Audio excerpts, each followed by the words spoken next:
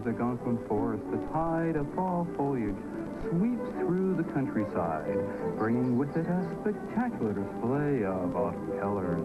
Robust reds, the orchestral oranges, and the Creole yellows mixed to provide onlookers with a privileged glimpse at the resonance of Mother Nature's palette. Yeah. Until you have to clean them up.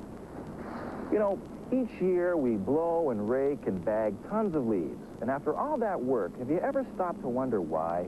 I mean, why do the leaves change color and fall off the trees? Well, it all comes down to this.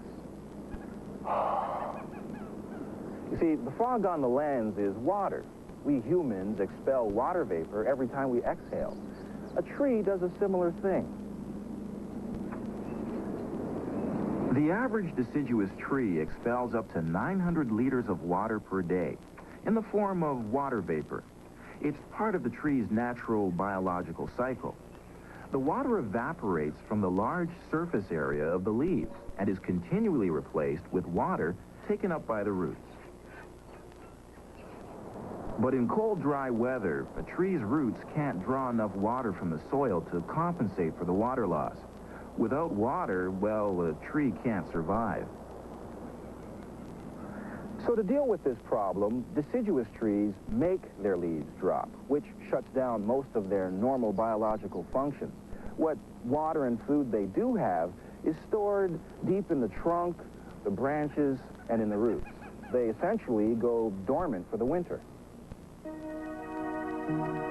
The big leaf drop is triggered by the shorter, cooler days of autumn. So deciduous trees drop their leaves to retain water. But that doesn't explain those colors. What the...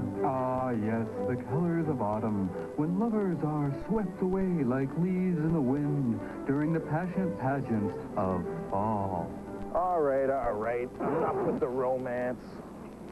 Now, contrary to what you might think, the tree does not manufacture these spectacular colors. They were always there. Allow me to explain. You see, unlike us, a tree cannot go to the supermarket, go to the drive-thru, or pick up the phone and order a pizza. It has to make its food, and that's where the leaves come in. Through a process known as photosynthesis, a leaf is able to take water from the soil and carbon dioxide from the surrounding air and convert them into food. But to make this conversion work, the leaf needs an all-important third ingredient: sunlight. To harness the sunlight, the leaf relies on a green pigment called chlorophyll, the stuff that makes plants, well, green. Chlorophyll has the ability to change sunlight into energy, kind of like a solar cell. Present leaves.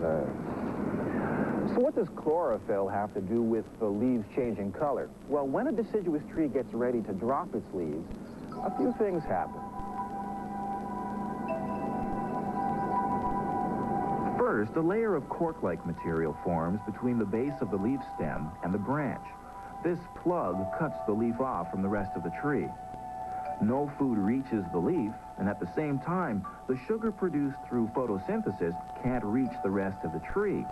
So the sugar builds up in the leaf, and the chlorophyll breaks down and begins to fade. Hiding behind the chlorophyll green are other pigments. Take it away. Yes, the other pigments. The orange and red carotenoids, the pigments that make carrots orange and radishes red, the yellows xanthophylls, and the purple and blue anthocyanins. Yeah. These other pigments help absorb light of different wavelengths, so the leaf can collect more of the sun's energy. It makes photosynthesis more efficient. I didn't know that.